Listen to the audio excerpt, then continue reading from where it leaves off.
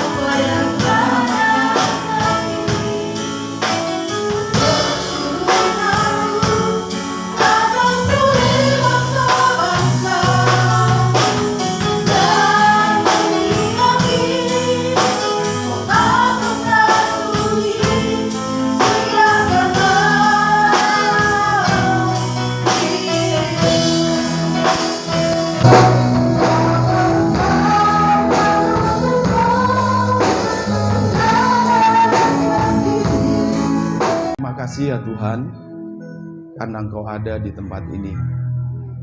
Engkau berkuasa atas setiap hati, jiwa, dan roh. Today we will hear the voice of you by the word of God. We know you are here. We know your presence here, your blessing here. Thank you for all you have done through us, day by day, until now. We are happy, we are strength, we are on wealth and health. Thank you, Lord Jesus. In the name of Yeshua HaMashiach, we pray. Amen. Salam Bapak Ibu. Sebenarnya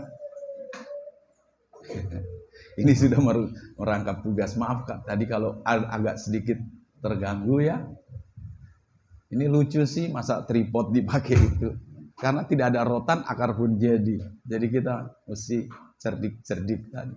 Masa tripod dipakai untuk ini. Lalu terganggu melintas di depan Anda. Karena kita belum punya kamera. Kalau ada kamera dari jauh aja langsung kita bisa zoom. Kalau ini HP ya sangat terbatas, mesti dekat. Itu pun biasanya aperture-nya itu berubah-ubah walaupun sudah di lock. Jadi tapi kita menggunakan apa yang ada. Jadi nggak boleh ada alasan. Kemudian tadi kami sudah beritahu sama master pendidikan ini. Saya bisik sama Ibu Shirley. Maaf, saya ingin kembali ke firman bahwa Tuhan Yesus berkata, jadikan semua bangsa muridku dan ajarlah mereka to do what I have told to you. Melakukan apa yang ku ajarkan, yang pernah ku ajarkan. What I have teach to you, ya. Apa yang sudah pernah saya ajarkan kepada kamu. Jadi gereja itu tempat belajar. Jadi saya ingin sekali suasana belajar itu ada. Sehingga saya bilang sama Master Ibu Shirley, saya bilang saya bawa buku-buku ini untuk memberikan nuansa. We are study here, we are learn. Why? Because in learn you have earn. Learn, earn. Waktu kamu belajar, kamu dapat pendapatan. Karena pendapatan tergantung pendapatmu. Kalau mau pendapatanmu gede, maka kamu harus punya pendapat yang bagus. Learn. When you stop learning, you stop earning. Waktu Anda berhenti belajar, Anda berhenti pemasukan. Dan jangan pernah puas untuk hal itu. Coba lihat tuh, tabek tangan kiri, tidak apa-apa. Left, coba lihat saja. Bisa membaca? Kenapa? Bahasa Inggris. Oh ya, ini bahasa Inggris. And then this the bahasa Inggris juga. The International Bestseller. Jadi buku yang terbaik. Puji Tuhan. Mudah-mudahan dengan cara seperti ini bisa merangsang Anda untuk belajar. Dan Anda bersyukur ada di gereja yang selalu mendorong untuk belajar. Jangan jadikan gereja itu seperti agama. Agama itu kaku, mati, penuh kepalsuan, hanya sekedar datang like a fingerprint. Kalau masuk kantor hanya cuma mesti ada ini fingerprint ya, baru bisa masuk. Tapi tidak, di sini Anda datang, Anda harus belajar dan Anda harus berubah. Mungkin yang di luar sana pemain musik bisa masuk ke dalam sini. Ya, bawa gelas minummu dan santai. Kita belajar sekarang. Puji Tuhan. Bapak Ibu Saudara yang dikasihi Tuhan, saya yakin Anda dapat sesuatu. Anda tolong take note ya, buat catatan. Saya nggak yakin kalau Anda datang, Anda tidak hanya cuma datang duduk dengar diam, mau belajar. Anda harus belajar punya catatan. Hampir seluruh jemaat di Amerika itu kalau kebaktian bawa buku dan mencatat. Kenapa? Salah satu poin yang Anda dapat, kalau jari Anda selalu digerakkan, pikiran Anda tidak akan pikun. Jadi jangan terima pikun. Pikun itu tidak ada. Sampai masa tua, Anda nggak akan pikun kalau Anda aktif. Jadi jangan cuma datang duduk dengar Anda nggak bisa tangkap. Manfaatkan sekarang ada HP, bisa ketik di situ, tapi jangan WA ya. Anda ketik supaya Anda belajar. Ada rahasia yang sangat penting yang kita mau bukakan hari ini. Dan saya motivasi kepada Anda semua, milikilah yang namanya capital inside of you. Anda harus punya modal di dalam. Makanya pendidikan itu penting. Saya baru beritahu pada seorang orang tua kemarin by chat, tolong ingat masa tuamu, support anak-anakmu. Jadikan mereka berhasil dalam pendidikan. Karena kalau kamu tua, lalu kamu tidak mempersiapkan anak-anak, kamu mau kemana? Masa mau ke Tentena? Ke panti jompo? Tahu? Kalau kamu sudah persiapkan anak-anak kamu sudah investasi sama mereka. Sehingga pada masa tua, Anda tidak akan keleleran. Ada anak-anakmu yang bertanggung jawab terhadap dirimu. Dia bilang, iya kak. Saya memang ini sedang bekerja, apa saja saya jual, apa yang saya lakukan, pokoknya anak-anak saya harus berhasil. Support mereka. Saya tahu anak-anakmu itu punya potensi, saya bilang. Jadi, seperti itu. Apa yang dinamakan itu? Investasi di dalam. Robert Kiyosaki pernah berkata begini, kalau Anda mau investasi, jangan leher ke bawah. Karena habis di jamban. Anda harus investasi leher ke atas. Apa? Brain. Isi ini.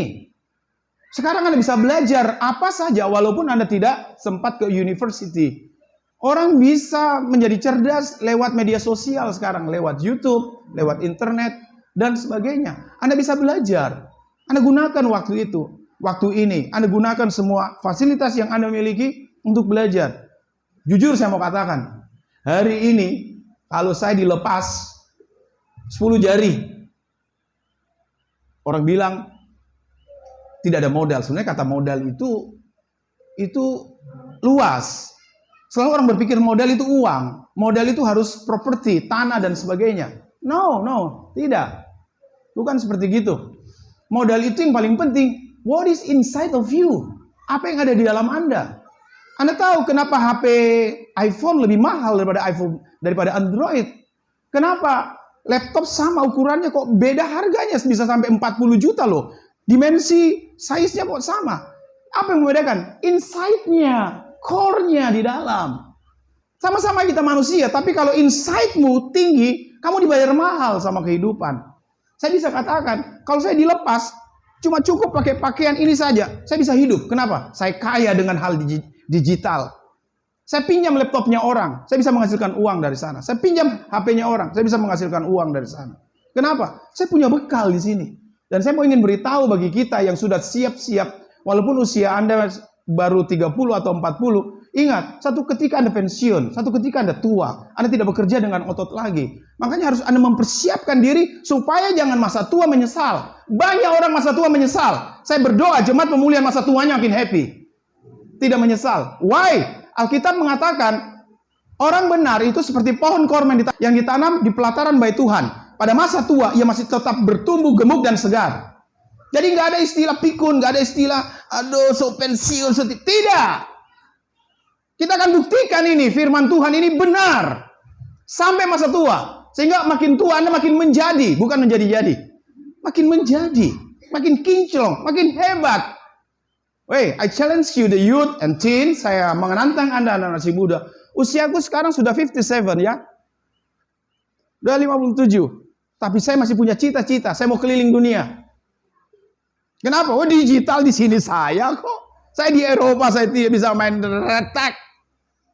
Uang di mana? Di digital kok. Saya bisa bayar hotel by PayPal saja kok. Bayar retek. Nggak perlu bawa apa-apa. So easy man. Yes. This is the moment. Ngerti Bapak Ibu? Ini momennya. Jadi kalau di momen ini, zaman ini masih ada orang mengeluh, masih ada orang pesimis dengan kehidupan. Oh, kamu sudah ketinggalan 100 tahun yang lalu.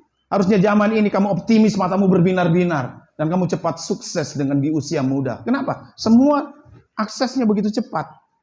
Saya tantang, gereja ini harus mencetak orang-orang yang berkualitas. Bukan hanya dari sisi rohani, tapi sisi marketplace, sisi sekuler. Anda menonjol, Anda hebat. Kita di desa, tapi nggak desani. Kita di kampung, tapi tidak kampungan. Makanya kalau di grup itu saya tanya, sudah ada yang punya PayPal di sini? I bought the software from abroad by PayPal. Saya bayar sekian dolar. Tak. Oke? Puji Tuhan. Berani di sini dilepas 10 jari? Anak-anak muda, bagaimana dilepas 10 jari? Aduh Pak, ijazahku SMP tidak kelas 2, jadi kami tidak dapat ijazah. Jadi karena ijazah, kamu bisa menambah tambahan suplemen pengetahuan dari tempat mana saja. Bahkan orang-orang sukses di dunia ini pada umumnya drop out dari university. Tapi mereka meng-hire sarjana-sarjana. Siapa salah satunya? Henry Ford. Henry Ford, pemilik otomotif mobil terbesar di Amerika. Pendidikannya apa? Cuma tamat SMA. Yang dia gaji siapa? Insinyur. Oh lama. Ingat loh, saya tidak menentang pendidikan akademisi. Bagus kalau punya kesempatan. Tapi kalau tidak punya kesempatan, jangan minder. Masih banyak konco-koncomu yang sukses, yang menggaji teman-teman sekolahnya yang sarjana, S1, S2, yang IP-nya tinggi. Dia gaji. Siapa bosnya? Teman SMA-nya juga. Apa gelarnya? Tidak ada. Tapi dia menguasai mereka. Makanya Henry Ford berkata, aku tidak perlu mengetahui banyak. Aku mengetahui kecil saja, tapi banyak. Yang mengetahui banyak, dialah sarjana. Karena saya akan membayar mereka. Anda tertantang ini? Nah kalau di Amerika, setiap tahun ada 100.000 pengusaha baru muncul. Karena universitas mereka menantang harus membuka lapangan kerja. Beda sekali dengan Indonesia. Setiap tahun jutaan pengangguran. Apa? Sarjana. Nggak ditantang. Kamu sarjana, buka lapangan kerja. Tapi saya mau kerja di perusahaan. Yes, stop. Beri limit the time. Beri batas waktu. Kamu hanya magang, belajar manajemennya di situ. Setelah itu, bangun perusahaan mirip dengan dia. Hanya gereja yang bisa tantang, begitu toh? Jadi kalau Anda tidak ditantang, Anda akan biasa saja. Mentang-mentang makan kentang satu rantang sudah menantang. Jangan cuma makannya yang membuat Anda menantang. Ininya, book. Where is your book? Mana bukumu? Main game, Pak. Cikal bakal. Lu bakal kerja, gak keru-karuan ke depan. Puji Tuhan. Bisa nangkap ini? Karena generasi kita ini banyak sarjana, generasi muda. Puji Tuhan. Tidak bosan? Ya. Kita buka Bible kita di dalam Matius pasal 6. Matthew chapter 6 verse 33. Ya. Matius pasal 6 ayat 33. Saya minta waktu ini agak sedikit lama. Ini atas permintaan Bang Male. Saya panggil Bang aja. Walaupun seumur nanti tetap Bang. Loh, Bang Male makin kinclong. Jadi saya ikut rambutnya tadi kasih begini juga. Saya bilang, masa saya tak banting Om Male berdiri, saya juga berdiri. Om Male bilang, coba direkam juga khotbahnya. Makanya saya rekam supaya nanti di YouTube. Ya ngomong-ngomong. Isi konten, Bayu. Oke, Matius 6 ayat 33. Kita baca sama-sama ya. 1, 2, 3. Tapi carilah daun.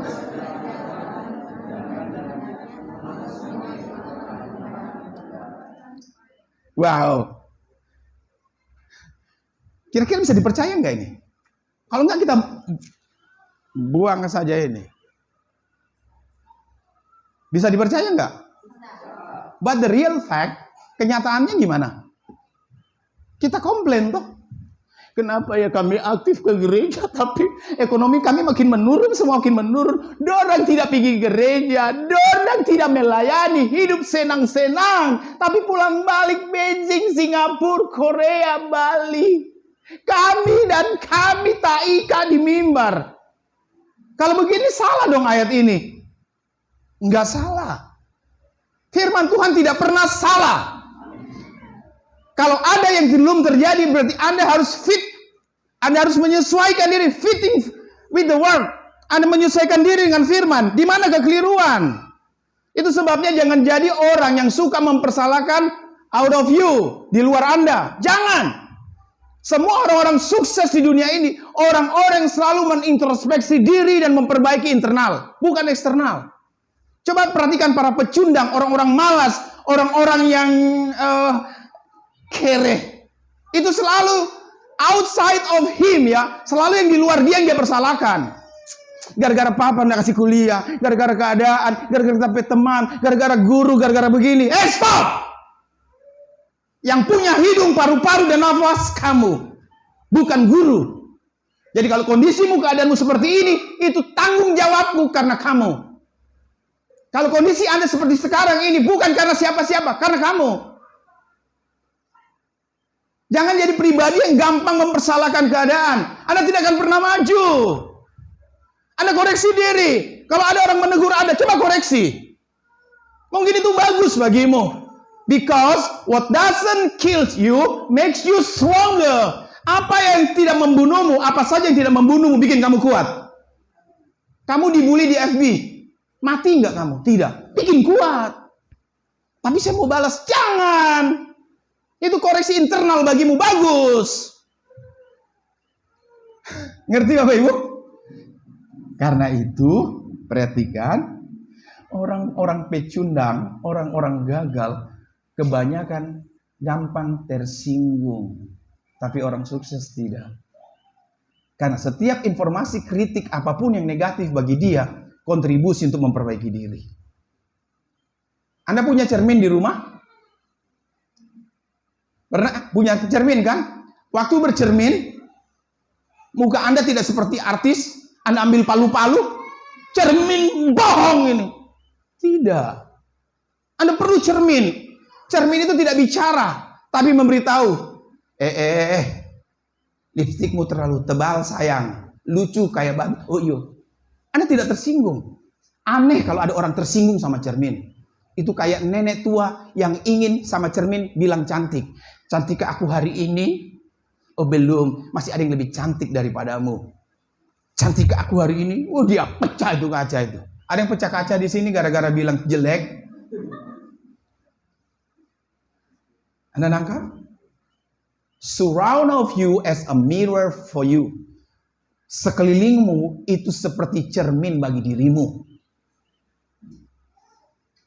Kalau ada orang bilang, "Hei, kau ini masih jalan kaki, belum bisa beli sepeda motor."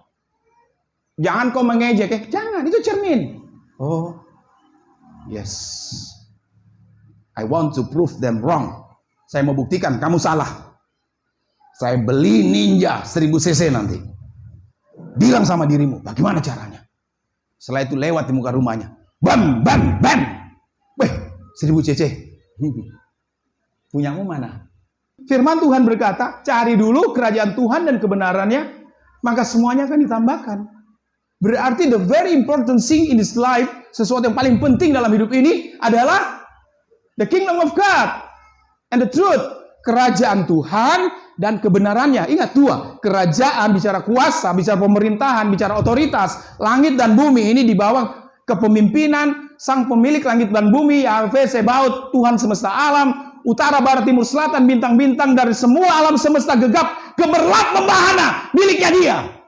Dia kerajaannya dan dia punya kuasa, dia punya kebenaran. Karena kuasa dan kebenaran seperti dua sisi mata uang, tidak bisa dipisahkan. Kalau Anda bicara kuasa, berarti Anda harus bicara kebenaran. Kalau bicara kebenaran, bicara kuasa. Di mana ada kebenaran, di sana ada kuasa. Di mana ada kuasa, di sana ada kebenaran. The really power. Anggap? Jadi Anda tidak boleh bersama seperti orang dunia. Bekerja seperti orang dunia. Anda mengeluarkan effort yang kuat, tapi Anda no gain. Memang benar, no gain, no pain. Tidak, no pain, no gain. Tidak ada sakit, tidak ada hasil, benar. Tapi kita hari ini kita mau praktekkan firman Tuhan secara menyeluruh. Saya mau tanya, kemana tujuan hidupmu? Kemana? Coba perhatikan manusia. Lahir, baby, anak, batita, balita, remaja, pemuda, dewasa, married. Ya? Married, punya anak, opa, oma, tua, lansia, dead. Begitu saja tuh. Renungkan bro. Jangan tertipu dengan gemerlap dunia. Begitu perjalanan kehidupan ini. Semua akan menuju ke situ. Saya berharap 30, 40 tahun, 50 tahun akan datang. Opa Dion bilang. Jangan bilang opa. Bilang abang. Karena kekuatannya saya masih sama seperti dulu. Nehemia berkata begitu. Masuk jompo? Oh tidak. Malah saya mau bikin rumah jompo untuk teman-temanku yang sudah jompo. Anda mengerti maksud saya? Kita mau buktikan ini. Cari dulu kerajaan Tuhan dan kebenarannya, maka semua ditambahkan. Semua, apa semua? Semua ditambahkan. Semua kebutuhan Anda. Kemana tujuan hidup kita? Kita mau belajar step by step, langkah demi langkah kehidupan kita. Kita butuh penyertaan Tuhan. Hal ini sama seperti perjalanan orang Israel. Tolong sabar ya. Agak Israel keluar dari Mesir menuju tanda perjanjian. Itu jaraknya sebenarnya cuma jarak tempuh 3 hari saja. Tapi mereka harus berkeliling jalan sampai 40 hari. Tapi anehnya, kata firman Tuhan, kasutnya pun, bajunya pun tidak rusak. 40 tahun gak rusak. Berarti Tuhan sangat konsen, sangat bertanggung jawab atas sepatumu yang murah itu. Sepatunya Tuhan jamin, bajunya Tuhan jamin. Hari ini Anda harus final dan finish tentang pakaian, sepatu, makanan. Stop! Nggak boleh Anda pikirkan lagi itu. Matius 6:32 berkata, jangan kamu khawatir akan apa yang kamu makan, minum, pakai mobil, pakai motor, pakai baju, pakai uang, pakai rumah, pakai itu semua. Karena semua itu, tolong perhatikan, make sense ini Bapak Ibu ya. Semua itu dicari oleh bangsa. Bangsa itu kumpulan orang banyak, majority of the people in the world. Orang banyak yang tidak kenal Tuhan. Tetapi Bapamu yang di sorga tahu kebutuhanmu. Baru 33, carilah dahulu kerajaan sorga. Nah, banyak orang mengaku, I'm a Christian, aku orang Kristen, aku Nasrani. Tapi Anda tidak kenal Tuhan. Kok bisa Bapak ngomong gitu? Kamu masih khawatir toh? Cuma persoalan cetek, persoalan paling rendah dan bumia sekali, makan, minum, pakai. Saya mau aja mindset kita harus terbuka. Makanya firman Tuhan berkata, asal ada makan, ada minum, ada yang dipakai, cukuplah itu. Itu standar kebutuhan. Boleh dikatakan itu standar TK. Kalau Anda seumur sekarang ini masih berpikiran TK, alamak, kapan kamu maju? Luarnya saja sarjana, tapi mentalnya mental TK. Nggak bisa. Anda harus selesai makan, minum, pakai. Don't worry about it. Jangan khawatir lagi tentang ini. Anda harus finish di sini. Tapi Pak, stop. Jangan pakai tapi-tapi. Kita membuktikan firman Tuhan benar. Saya mau tanya dulu Bapak Ibu. Masih ada yang punya cicilan mobil, cicilan motor, cicilan bank? Masih ya, kami juga iya. Masih ada yang pingin beli rumah, beli mobil, dan ingin menghasilkan punya income setiap bulan? Masih ya. Tapi saya tanya, kita bicara dari hati ke hati. Kalau orang sudah mati, dia masih pusing nggak dengan cicilan mobil? Tidak. Dia masih bermimpi nggak untuk membangun rumah? Berharap untuk tidak. Saya mau ajak mindset kita dalam pikiran yang finish seperti ini. Anda harus mati secara dunia dan harus berpikir masalah sorga. Pada waktu Anda mati secara dunia dan Anda berpikir tentang sorga, maka sorga akan berpikir tentang duniamu. Nah kan? Kita praktekkan, kita buktikan. Saya nggak omong kosong. Saya buktikan, saya paling easy of thinking, ya paling easy sekali. Nggak mau saya direpotkan dengan dunia ini. Semakin saya nggak mau direpotkan, malah dunia repotkan. Mau memberi diri untuk repot dengan saya. Sekali lagi, dunia ini kayak bayang-bayang. Plato memberitahu 4 abad sebelum Yesus lahir, bahwa yang kelihatan ini cuma bayang-bayang. Yang objek sesungguhnya adalah yang tidak kelihatan. Dia dapat enlightenment, dia dapat pencerahan pada waktu itu. Makanya Tuhan Yesus memberitahu, cari dulu kerajaan sorga yang disebut tidak kelihatan itu. Maka yang bayang-bayang mengikutimu. Jangan coba kejar bayanganmu. Tapi biarlah bayanganmu mengejar dirimu. Adalah orang bodoh mengejar bayangannya. Makin jauh, makin sulit kau dapat. Karena bayangan sukar untuk ditangkap. Tapi biarlah bayanganmu mengejar dirimu. Nangkap Bapak Ibu? Anda jangan repot dengan dunia. Biarkan dunia mau repot untuk kamu. Bagaimana caranya? Wait, ikuti ini. Kekeliruan kita yang paling pertama di mana? Pertama, karena persungutan. Kita suka bersungut-sungut. Dunia orang mati tidak ada yang bersungut-sungut. Mereka sudah cukup, finish. Kita belum mati, tapi kita mulai berpikir dalam konsep mati secara dunia. Nangkap? Kita belum mati, tapi harus mulai berpikir dalam konsep kematian dunia. Karena itu kenapa kita perlu puasa? Supaya Anda belajar berpikir konsep kematian secara duniawi. Kekeliruan utama yaitu suka bersungut-sungut. Pada waktu kamu bersungut-sungut, lemah potensimu. Orang yang bersungut-sungut tidak pernah dapat solusi. Orang yang bersungut-sungut makin hari makin lemah, makin hari makin tua, makin hari makin cemberut, makin hari makin kehilangan semuanya. Karena orang bersungut-sungut inilah yang menjadi kejengkelan Yahweh Tsebaot. Israel berkali-kali mau dibinasakan satu bangsa itu karena bersungut-sungut. Bukan karena mereka tidak ibadah, karena mereka bersungut-sungut. Kalau orang bersungut-sungut, pasti ibadahnya terganggu. Hari ini, demi nama Yesus Masiah, jemaat pemulihan dari kecil tua muda, laki perempuan, jangan bersungut-sungut. Haram itu bagi kita. Hadapi saja hidup ini. Bukan cuma kamu yang kesulitan. Bukan cuma kamu kehilangan papa. Bukan cuma kamu kehilangan mama. Bukan cuma kamu yatim piatu.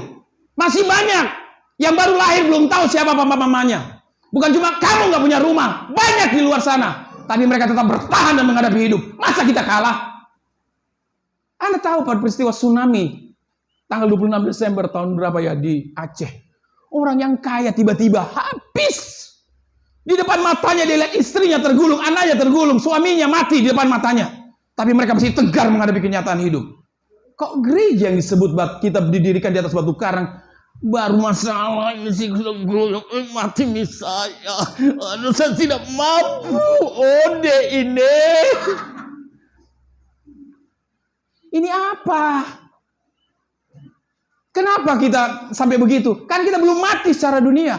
Kalau Anda sudah mati secara dunia, Anda gak pusing lagi masalah itu. Bukan berarti kita masa bodoh.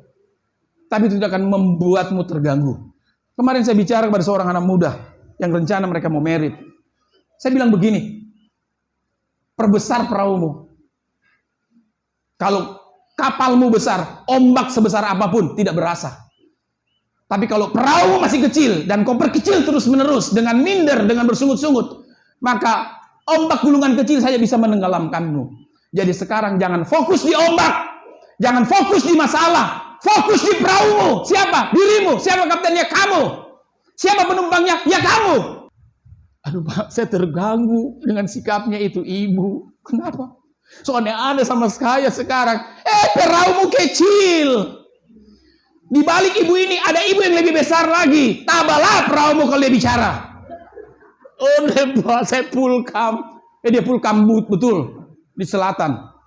Dia dapat dirumpa di sini ombak lebih besar lagi. Memang di mana-mana dunia ini banyak gelombangnya. Cuma perahumu yang harus fokus perbesar. Waktu perahumu besar, ombak sebesar apapun nggak ngaruh. Malah banyak orang bilang, numpang dong di perahumu. Bisa mengerti maksudnya? Nah, Tuhan memberkati. Kenapa kekeliruan utama kita di sini? Yaitu karena kita kehilangan fokus. Tujuan kita bukan lagi kepada Tuhan, tapi tujuan kita orang Israel itu tujuannya cuma Mesir. Kenapa kita dibawa Musa sengsara begini? Di Mesir banyak roti, di Mesir banyak daging. Kenapa kita di sini? Mereka kehilangan pengharapan. Yang ada di otak mereka cuma mati. Karena mereka belum mati. Kalau kamu sudah mati, tidak ada otak mati di pikiranmu. Kalau kita sudah mati, yang pikir hidup. Sampai orang Israel bersungut-sungut, Musa, apakah kurang kuburan di Mesir sehingga kau mau kubur kami di pinggir pantai? Masih dalam perjalanan so bicara mati. Awas ya kalau Anda suka bicara mati. Mama so capek lihat kelakuanmu, Didik lebih baik memang mati. Jangan cabut semua kata-kata mati. Anda hidup. Mungkin Anda tidak ngomong, tapi dalam hati, kalau begini hidup tersiksa. Hidup enggan, mati pun tak mau. Lebih baik mati. Panggil Jo Tuhan. Panggil Jo. Kalau Tuhan bicara, ini misalnya, seperti saya dengar-dengar, Tuhan bilang, Surga belum perlu orang seperti kau.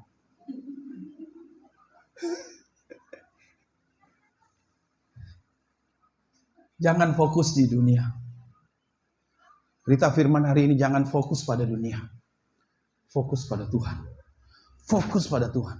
Tapi Pak, kami sibuk. Nanti kita lihat. Mengapa semua itu bisa terjadi?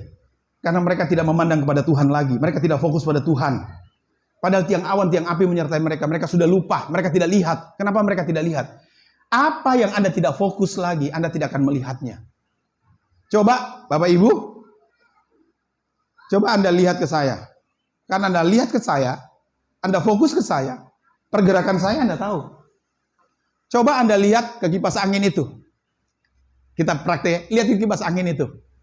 Fokus di situ. Pergerakan saya Anda tidak tahu. Padahal saya dekat dengan Anda loh. Anda tidak tahu karena fokusmu di situ. Fokusmu cuma di mobil, fokusmu di rumah, fokusmu di uang, fokusmu di makan, fokusmu uang, jabatan duniawi. Makanya waktu Tuhan di dekatmu kau tidak lihat. Padahal yang paling penting Tuhan. Kalau kau sudah memiliki Tuhan, kau miliki segalanya. Saya mau tanya dulu, Anda suka mana? Dikasih uang 1 juta atau dikasih ATM? ATM dong. Apa itu? Allah tetap mencukupi. Ambil ATM. Enak toh kalau ada ATM di rumahmu. Mulai hari ini jemaat pemulihan yang saya kasih dalam Tuhan, fokusmu Tuhan tok. Harus itu. Jangan fokus sama duniawi. Belajar di kuburan. Orang sudah meninggal tidak berpikir lagi cicilan. Bahkan bank bilang tidak usah joh torang tarik. Dia punya cicilan. So mati. Tapi babisik orang bilang ada DP istri. Makanya sebelum mati, aku hitung-hitung atas nama siapa nanti ini cicilan. Orang bank langsung bilang, tidak peduli kebijakan bank baru sekarang, itu utang juga diwariskan. Oh deh, diwariskan. Bank tidak mau rugi. Makanya bank tidak mau umur 70 tahun ambil kredit.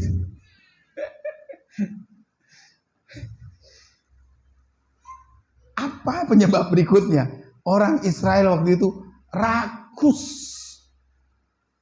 Siapakah orang rakus itu? Maaf saya bicara terus terang ya, sebagai hamba Tuhan. Siapa orang rakus itu?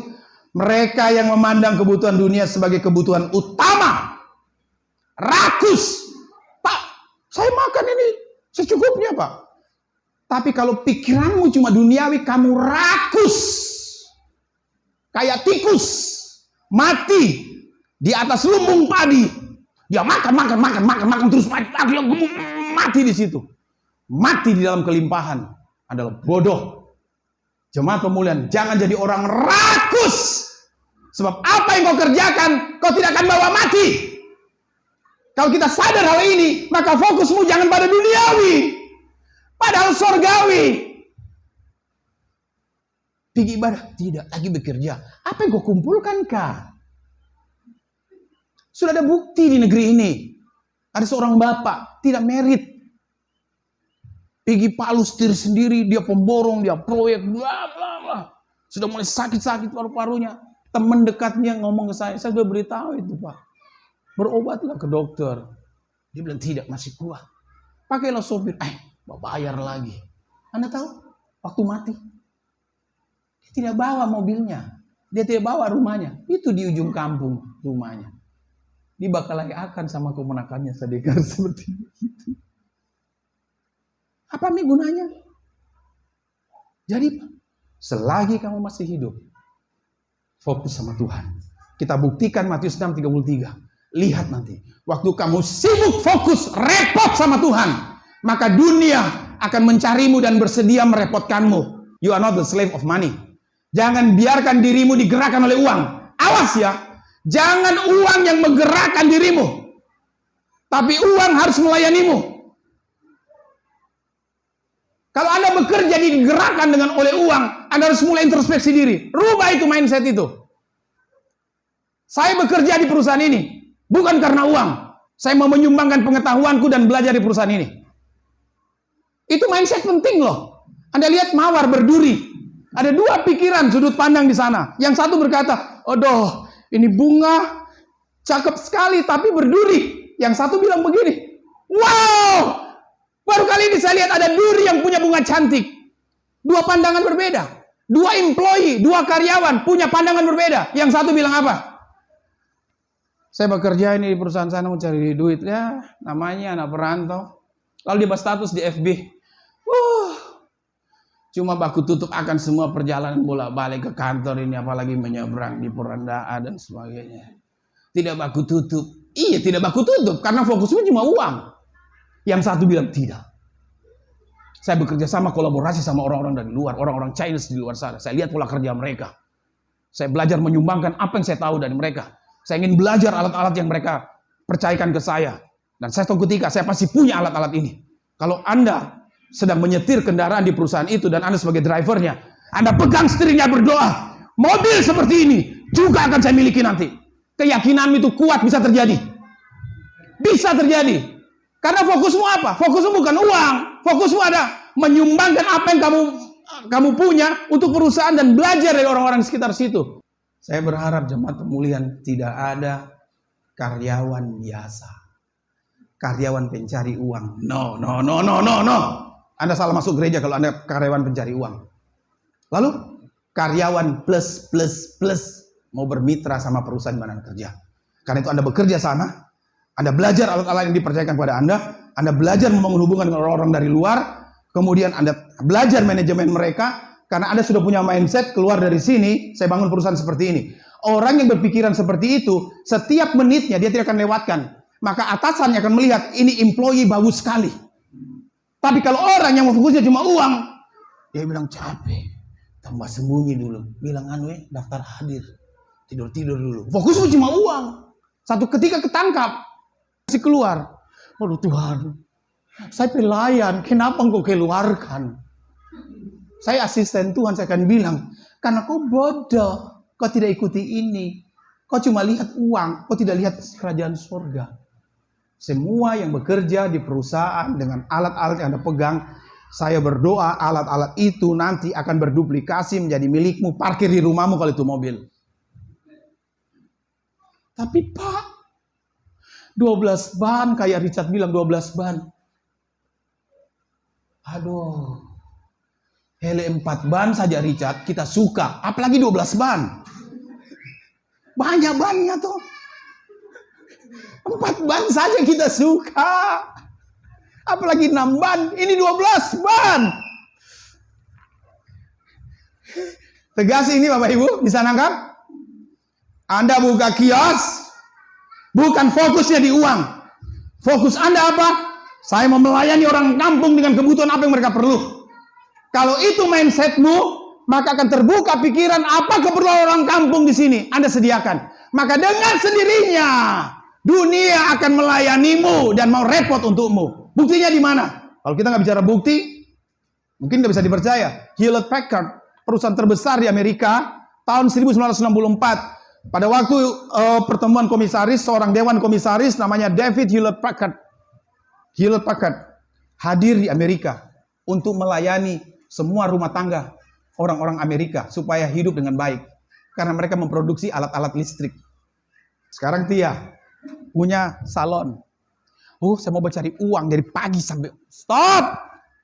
Saya ajak jemaat pemulihan jangan bicara uang. Kita sudah finish di situ. Pak, cari pekerjaan, Pak. Apa mau cari makan? Masih ada manusia begini hidup ya. Coba kau belajar itu sama Bibi Yundi, sama Koloe. Coba tanya, tidak pernah ada orang cari makan, tidak pernah. Kamu yang diciptakan setara dengan Tuhan dan cari makan. Jemaat pemulihan tidak boleh bicara cari makan. Itu menghina Bapamu di surga. Mindset kita sekarang bukan mindset uang. Mindset menyumbangkan apa yang kita bisa untuk kehidupan ini. Nah, kita lanjut. Makanya doa Bapa kami, cukupkanlah, berikanlah kami pada hari ini makanan kami yang secukupnya. Kata secukupnya, Ibrani 13 ayat 5. Cukupkanlah dirimu dengan apa yang ada padamu. Sebab Tuhan sudah berfirman, aku sekali-kali tidak meninggalkan engkau. Jangan digerakkan oleh uang. Hidup jangan digerakkan oleh uang. Tapi biarlah Anda yang menggerakkan uang. Ini konsep yang berbeda antara the successful people, orang-orang sukses, dengan orang pecundang. Orang-orang pecundang hidupnya digerakkan oleh uang. Tapi successful people, orang-orang sukses, hidupnya menggerakkan uang. Sekali lagi, jangan digerakkan oleh uang. Karena firman Tuhan tandas, jangan jadi hamba uang. Kalau kamu digerakkan oleh uang, berarti uang adalah Tuhanmu, kamu hambanya. Anda jangan langgar ini, please, jangan langgar ini. Tapi Pak, kami kebutuhan uang Pak. Kau mati tidak ada uang? Tidak. Kamu yang menggerakkan uang. Dan ini mindset harus dirubah. Harus tuntas dan finish. Nggak bisa tidak. Karena iman orang percaya banyak menurun hanya karena uang. Karena uang yang menggerakkan dia. Begitu usahanya, perusahaannya, pendapatannya mulai menurun, goyang imannya. Berarti orang ini hamba uang. Kalau ada orang di tempat ini, begitu lihat dompet kosong langsung berkunang-kunang. Isu aku pe aron woy. Di mana saya menghadap ini? Masih betulkah ini dunia? Tembio mamano. Nah, hina doi mami wainto.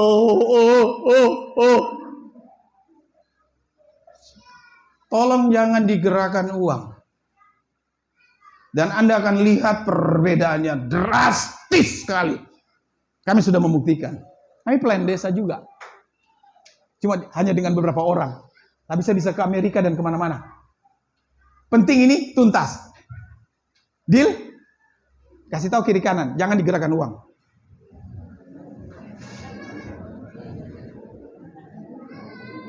Kasih tahu sekali lagi. Jangan digerakkan oleh uang. Biar Anda yang menggerakkan uang. Poin yang paling penting yang Anda dapatkan hari ini. Kita mati secara duniawi. Setuju? Kalau Anda mati secara duniawi, maka dengan kemilauan, dengan keindahan apa saja, tidak ngaruh kepada Anda. Anda akan semakin rendah hati. Semakin Anda fokus pada Tuhan, maka dunia itu akan datang melayanimu dengan caranya yang ajaib. Betul. Buktikan ini. Luar biasa firman Tuhan ini. Jadi jalan keluar dalam situasi seperti ini. Kita segera tutup ini ya. 1. Jangan izinkan lagi. Jangan beri kesempatan lagi kebutuhan hidup menguasai Anda. Jangan beri kesempatan lagi kebutuhan hidup menguasai Anda. Karena masalah kebutuhan hidup, the need of life, itu urusannya Tuhan. Lalu kami tidak bekerja. Anda bekerja, tapi fokusmu bukan pada kebutuhan hidup. Anda bekerja, bukan cari makan. Anda bekerja, karena Anda punya potensi, karena Anda punya tanggung jawab atas kehidupan. Pastikan ini baik-baik ya. Kalau kamu kerja di kantor, tanggung jawabmu terhadap kehidupan. Terhadap kantor, tunjukkan tanggung jawabmu. Tunjukkan kejujuranmu. Tunjukkan integritasmu. Bisa nangkap? Jangan fokus di uang. Tolong jangan fokus di uang. Jemaat pemulihan jangan digerakkan uang. Karena di firman bilang jelas, jangan jadi hamba uang. Stop. Tapi pakai uangmu untuk menghasilkan uang. Gerakan uang. Pakai uang menghasilkan uang. Itu tingkat pemikiran para successful people. Yang punya uang cukup hari ini. Nikmati uangmu. Jalan-jalan ke Bali. Banyak gereja bagus dan pelayanan di sana. Lihat di sana. Jangan tak kurung terus di rumah. Tak kurung di laci. Orang suka sana kemari. Kita cuma tak kurung di laci. Begitu sama-sama dekat peti. Aku tanya, kau kemana selama ini? Di laci. Orang mau sama-sama masuk peti? Oh, saya suka sana, saya suka sini, saya suka sini. Iyo, kamu enak leh. Sama-sama enak. Cuma kau yang bodoh. Kamu rakus dengan dunia. Setelah kau masuk peti, yang kau kerjakan untuk siapa? Anak cucu. Bukan anak cucu. Ngapain anak mantu? Ngapain saingan? Kalau kamu laki-laki, istrimu pasti kawin. Kalau kamu perempuan, suamimu pasti kawin. Mari kita berpikir bijaksana. Kita reality. Kita bicara realitas sekarang. Jadi mulai hari ini, jangan izinkan kebutuhan mengganggu pikiranmu. Sampaikan pada Tuhan, Tuhan, saya butuh motor. Selama ini saya cuma ke kantor. Saya butuh motor. Berikan saya motor Tuhan. Saya minta dalam nama Tuhan Yesus. Terima kasih. Saya sudah menerimanya. Markus 11 ayat 24. Percaya sudah menerima. Simpankan sudah itu. Dan berjalan saja. Bekerja dengan baik. Anda lihat nanti. Semakin Anda tidak memikirkan dunia kebutuhanmu. Tuhan yang sibuk memikirkan kebutuhanmu. Karena firman-Nya tidak mungkin akan dibantah. Cari dulu kerajaan sorga dan kebenarannya. Maka semuanya ditambahkan kepadamu. Ulang-ulangin nanti ya di rumah. Ayat 32. Semua dicari bangsa-bangsa tidak mengenal Tuhan. Tapi Bapamu di sorga tahu kebutuhanmu. Saya mau bangun gedung loh. Gedung digital kantor megah itu. Anggarannya berapa? 750 juta. Sudah ada uangnya? Saya tidak tahu. Pokoknya saya harus berdiri itu.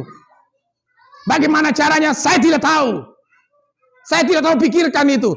Tapi saya sudah sampaikan proposalku. Dan saya percaya itu sudah terbangun. Cukup saya percaya saja. Karena orang benar hidup oleh percayanya. Ngerti Bapak Ibu? Ya gimana caranya? Kok tidak mau mati itu?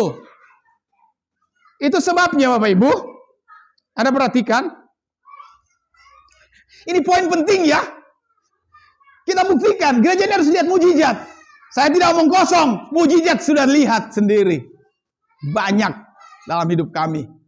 Terjadi luar biasa. Percayalah pada Tuhan. Bahwa Dia sanggup memenuhi. Sampai pada titik. Tidak akan kekurangan. Mazmur 23, Tuhan gembalaku, takkan kekurangan aku. Dia sanggup memenuhi sampai tidak kekurangan. Anda harus fokus sama Tuhan 100%. Morris Cerullo berkata, partial obedience is disobedience. Ketaatan yang sebagian adalah sama dengan ketidaktaatan. Anda jangan cuma 99%, tapi 100% percaya sama sorga, lihat sorga. Engkau bekerja di dunia bukan karena uang. Engkau bekerja di dunia bukan karena harta. Engkau bekerja karena engkau punya talenta, engkau punya skill untuk membangun kehidupan. CEO terkenal di Amerika namanya Zig Ziglar. Apa dia berkata? Kalau kamu memberi hidupmu melayani dunia ini orang-orang, maka dunia akan melayani kamu. Anggap, mulai hari ini, saya wanti-wanti sebagai hamba Tuhan. Mungkin ini terlalu tegas. Jangan pikirkan bicara masalah kebutuhan lagi. Anda sudah finish, itu TK, tingkat dasar iman. Sekarang kita menaik ke atas, kita pikir sorgawi. Saya kerja ke kantor, kerja ke pabrik, tetap bekerja. Tapi fokusku bukan uang. Itu uang semakin dekat denganmu. Uang itu, di belakang uang, selalu ada perempuan menari. Uang itu seperti wanita cantik. Makanya perempuan kalau dikasih uang, senyum. Tugas mencari yang di depan, laki. Kalau ada perempuan cantik, berdiri, bibir tipis, kaki kayak padi, dia minum jus, dapat lihat itu air mengalir di sini. Itu muka mata-mata cowok dan pria-pria datang. Tapi ada satu cowok cuek banget, nggak peduli. Tahu nggak? Cewek cantik ini menaruh perhatian sama cowok yang cuek itu. Siapa sih orang ini? Semua pada lirik, dia nggak terganggu. Terbalik, dia yang kejar cowok itu. Duit juga seperti itu. Aduh, banyak yang kejar-kejar kita. Ada yang masuk ke GNI demi uang, bakos demi uang, dan semua uang. Oh itu pelayan pemulihan. Jarang ke doa puasa, cuma uang. Saya diperebutkan. Ini orang cuek dengan uang. Uang, mari kita ke sana. Ini orang cuek. Firman Tuhan harus digenapi, karena penguasa alam semesta adalah Tuhan. Semua akan ditambahkan kepadamu. Bisa nangkap ini? Anda bisa berkata, di gereja kami diajar kami cuek dengan uang. Artinya kamu tidak butuh uang. Bukan uang yang gerakan kami yang gerakan uang. Terus kok kerja di GNI, mencari uang? Bukan. Saya dihargai dengan uang itu. Saya di sana mitra, saya bekerja mitra. Salah satu mobil yang saya pegang sana, alat yang saya pegang itu akan ada di rumahku nanti. Anda harus punya yakin gitu. Siapa yang kerja di perusahaan besar yang punya ekskavator, yang pegang ekskavator, loader, ada? Pegang itu ekskavator. Ini akan pindah duplikat satu di rumahku. Karena ini berat, makin berat juga bicara. Bumi pindah di rumahku, pindah di rumahku. Setiap naik pindah di rumahku, pindah di rumahku, pindah di rumahku. Demi Yahweh yang hidup Sebaot, orang percaya, lihat, pindah betul barang itu. Ada, bukan pindah, ada di rumahmu. Harganya Pak, yang PC 400, PC 200 saja Pak 1,6 M. Dari mana Pak? Kau belum mati. Coba kita mati. Tidak ada harga di dunia ini. Kalau nggak percaya, coba pergi kubur. Tanya. Om, ada rumah dijual harga 10 miliar. Diam itu, tenang. Tapi kalau yang hidup, ada rumah jual 10 miliar. Wah! Nangkap? Anda harus praktekkan ini. Ini mindset ini harus diikuti. Supaya kita tidak terjerembab dengan kebutuhan duniawi dan menjadi duniawi. Iman kita masih tersandung di sini. Kalau kita nggak selesai di sini. Lalu berikutnya, yang terakhir, penuhi hidup dengan syukur setiap saat. Setiap hari Anda bersyukur, Anda hidup, Anda bersyukur. Anda masih punya motor peku-peku, bersyukur ada motor. Jangan memikirkan hal yang belum ada. Syukuri apa yang ada. Syukuri apa yang sudah Anda miliki. Dan syukuri apa yang sudah terjadi. Kalau sudah terjadi, ya sudah, let it go. Jangan fokus di situ. Memangnya cuma kamu yang punya masalah. Memangnya cuma kamu menyesal. Memang cuma kamu yang punya salah mengambil keputusan. Saya banyak salah mengambil keputusan. Tapi saya tidak pernah menyesali itu. Saya belajar dari situ. Saya harus memperbaiki diri ke depan. Dan yang terakhir, lakukanlah dan kerjakan semua tanggung jawab hidup Anda setiap hari. Seperti orang berjalan ke depan sambil tetap terus memandang ke atas. Begini. Lihat ya, ini sudah terakhir sekali. Anda jalan, tapi sekarang tegaklah kepalaku. Melihat Tuhan saja. Tuhan, saya di GNI karena Engkau, bukan karena uang. Saya di sini bangun pagi-pagi ke pabrik, bukan karena uang. Karena Engkau. Engkau berikan saya kesempatan kerja di tempat itu. Saya ada di perusahaan ini, saya punya toko, saya punya pekerjaan ini karena Engkau. Saya ada di sini, di salon ini, di usaha ini, bukan karena cari uang, karena Engkau. Anda coba perhatikan, mindset orang sukses, mereka tidak pikir lagi uang. Saya punya ipar, dia pernah bicara begini, Kak Victor, aku lihat ini orang makin kaya, makin tidak bicara uang. Aku baru temukan sesuatu, mereka tidak pernah bicara uang. Yang mereka cuma bicarakan rencana, planning, harapan, impian, visi mereka. Berarti di situ rahasia besar ini jangan fokus pada uang. Tapi kita yang kecil-kecil ini setiap hari uang. Saya langsung kaitkan, betul, itu supir PT-PT di Makassar 2.000, 5.000, itu dia hitung. Setiap hari dia hitung lagi. Saya bilang tidak akan bertambah itu uang dihitung-hitung begitu baru cium-cium. Tidak bertambah. Malah orang semakin kaya tidak pegang uang. Ya pegang perencanaan. Kita miliki mulai sekarang. Angka Bapak Ibu? Bebas dengan uang ya? Tidak digerakkan uang. Hidup kita lebih berharga daripada uang. Mari kita tutup Alkitab kita. Makasih Tuhan. Tahukah Anda kata-kata terakhir di atas kayu salib Golgota? Apa yang Yesus katakan? Sebelum dia menyerahkan nyawanya, dia berkata, Tetelestai. Artinya, sudah selesai. Hari ini juga kata itu Anda harus ucapkan terhadap kebutuhan duniawi. Tetelestai. Sudah selesai. Terhadap uang Anda berkata, sudah selesai. Karena semua yang kau khawatirkan, kau takutkan, kau cemaskan, sudah selesai di atas juta. Engkau dibayar dengan lunas oleh darah yang mahal harganya. Uang dan seluruh dunia tidak bisa membeli hidupmu. Yesus berkata, apa artinya kamu memiliki seluruh dunia kalau jiwamu binasa? Jangan mau digerakkan uang. Apalagi uang kecil. 5 juta, 15 juta, 50 juta, 100 juta. Terlalu kecil untuk dibandingkan dengan hidupmu. Mereka yang digerakkan dengan uang, maaf, sama saja mereka bisa dikatakan mereka menjual diri. Barang mahal dijual murah, memalukan. Cari dulu Tuhan. Cari Tuhan.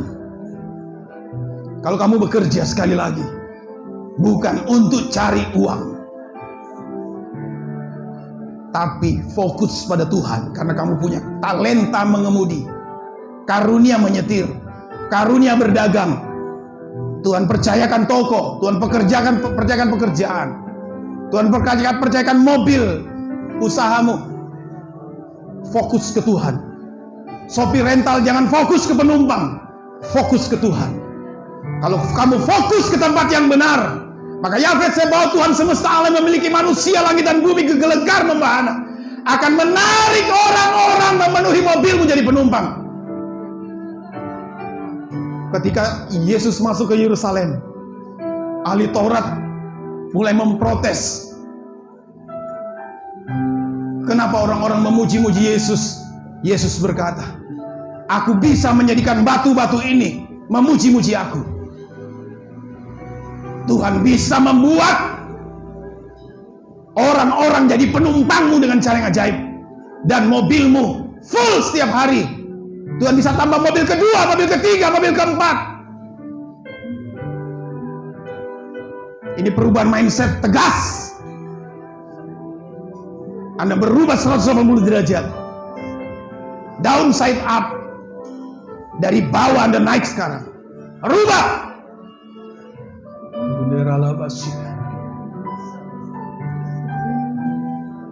Anda yang bekerja sebagai bakery, Anda siang malam gulung roti, Anda mengeluh tulang punggung Anda dan sebagainya. Coba cek apa yang kau lakukan itu. Fokusmu apa? Cari uang kan? Rubah pandangan itu. Dengan merubah pandangan, cukup merubah pandangan, Anda akan melihat perubahan besar terjadi. Setiap engkau membanting roti, adonan roti, mencampur roti, mulai bicara kepada adonan ini. Saya akan beri makan orang-orang di desaku, sekitarku. Dengan makanan ini mereka akan sehat. Saya yang memberi makan mereka. Pikiran kita bukan uang. Saya pelayan Tuhan, saya akan beri makan mereka. Memang roti kita jual, tapi fokusmu berbeda. Tidak sama seperti dulu. Dan kau akan lihat semua cicilan akan datang dengan sendiri terlunasi. Kita praktekkan firman ini. Saya tidak mau jadi penjual obat, hanya berbicara tentang teori tanpa bukti. Kami sudah membuktikannya. Sekarang kami mengajak seluruh jemaat pemulihan membuktikannya. Tua muda, karyawan, apapun Anda, dari kecil, tukang ojek, petani, apapun namanya, jangan minder dengan pekerjaanmu. Ku yakin saat kau berfirman, ku kuat saat kau bertindak. Terlalu tinggi. Hidupku hanya pandang sorga saja, dan kau akan lihat kunci-kunci dunia itu datang diserahkan kepadamu.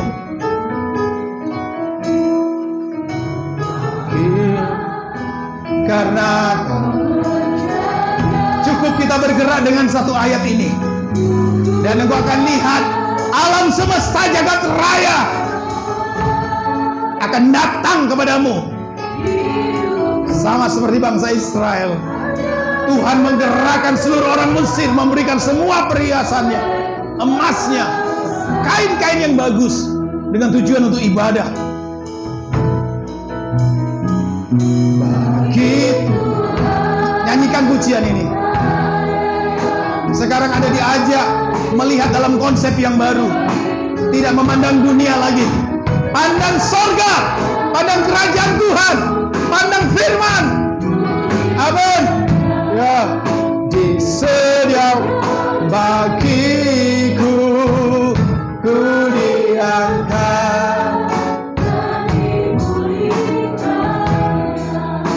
percaya mujizat, saya undang Anda bangkit berdiri. Yang sepakat mulai membalik mindset kita. Amin. Yes. Ku menang saat kau bertindak. Hidupku hanya ditentukan oleh perkataanmu.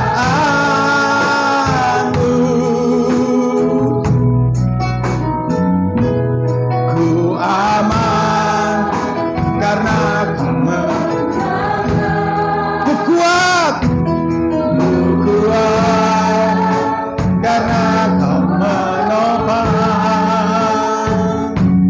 Hidupku hanya ditentukan oleh. Sama-sama yang mau berubah sekarang, pandang surga Tuhan, firman saja. Begitu yakin, yakin, yakin, yakin, yakin, yakin, yakin. Berkat dari Bapa Yahweh, kecintaan dari Tuhan Yesus Kristus, dan persekutuan Roh Kudus akan menjadi bagian kita dari hari ini sampai selama-lamanya, sampai Tuhan Yesus datang untuk kedua kalinya. Semua yang percaya dan mengasihi Tuhan, mari bersama katakan amin. Selamat siang, Tuhan memberkati.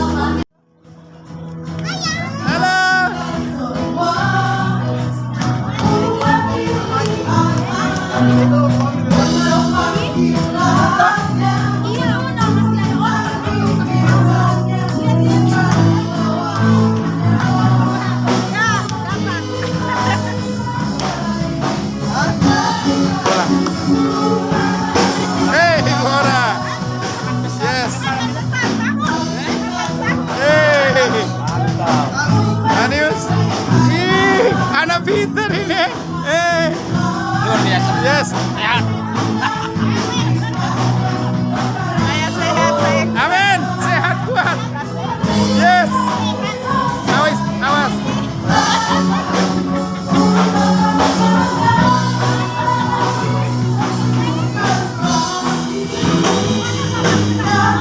Ya, salam sama Alfred. Cantik sekali.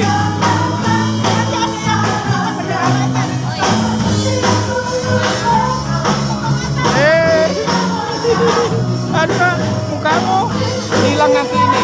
Iya, iya, nanti hilang. Yeay, Evelyn. Anak pintar.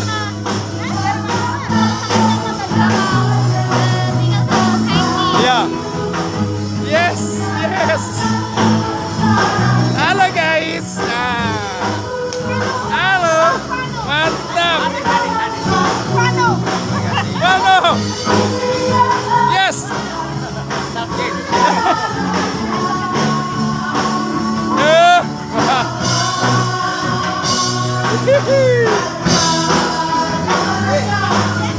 Namanya mantap.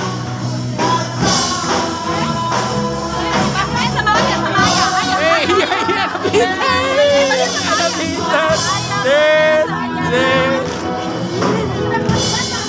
Bayu, nanti ke hotel ya? Langsung ke sana kita. Berkati. Yan, ke hotel. Siap. Oke, mantap. Anggo, yuk ke sana. Ayo. Wisnu. Halo. Sarangeo. Richard. Mobil 12? Ya, 12 roda. Bu Mary, Richard. 12 roda. Aduh, Ana. Sehat ya, Ibu Yeni, sehat. Ya, apa ini? Yes, mantap. Halo, yes, beautiful. Thank you. Hello, Aka? Aka, mana ini Sultan?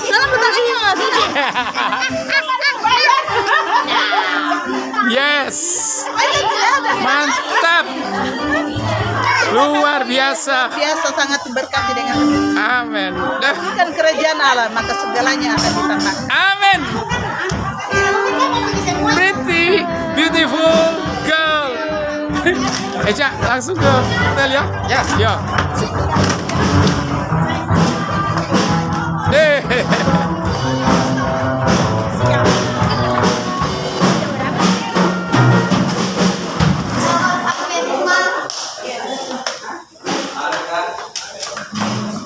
Ini jagonya sebenarnya. Sarjananya itu. Sarjana.